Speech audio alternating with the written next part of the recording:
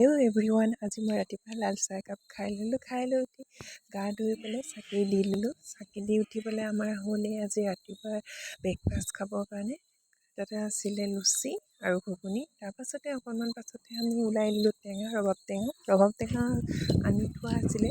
তাত গোটেই তিনিজনী আছিলোঁ, আনি খাই ল'লোঁ। খাই লোৱাৰ পাছতে মই আৰু ভণ্টি ওলাই গ'লোঁ বজাৰলৈ বুলি। বজাৰৰ পৰা মাংস আকাশখন চাওকচোন, ইমান ধুনীয়া দেখাই গৈছে, সেইকাৰণে মই ভিডিঅ'টো অকণমান উঠাই দিছোঁ। তাৰপাছতে খালোঁ আমি ভাত দুপৰীয়া মাংস আৰু অকল ভাতে বনাই দিলোঁ, কাৰণ বেছি একো বনাবও মন নাই। তাৰপিছত সন্ধিয়া আকৌ পায়স বনালে, পায়সৰ লগত চাহ খালোঁ। পিছতে দুপৰীয়া যে মাংস আনি থোৱা আছে তাকে অকণমান থৈ দিছিলোঁ, কাৰণ চিকেন পকৰা কালিতে কৈ থৈছিলোঁ যে চিকেন পকৰা খাম বুলি। তাৰপিছত পকৰা বনাই উঠি খাই দিলোঁ সন্ধিয়া। এতিয়া আৰু ভাত চাত খাব মন নাই, কাৰণ বহুত বস্তু খালোঁ আজি। খোৱা ভিডিঅ' দিওঁতেই গ'ল, কাৰণ বেলেগ একো নাই। ৰুমতে আছিলোঁ যেতিয়া, বন্ধ আছিলে। আজিলৈ বাই বাই।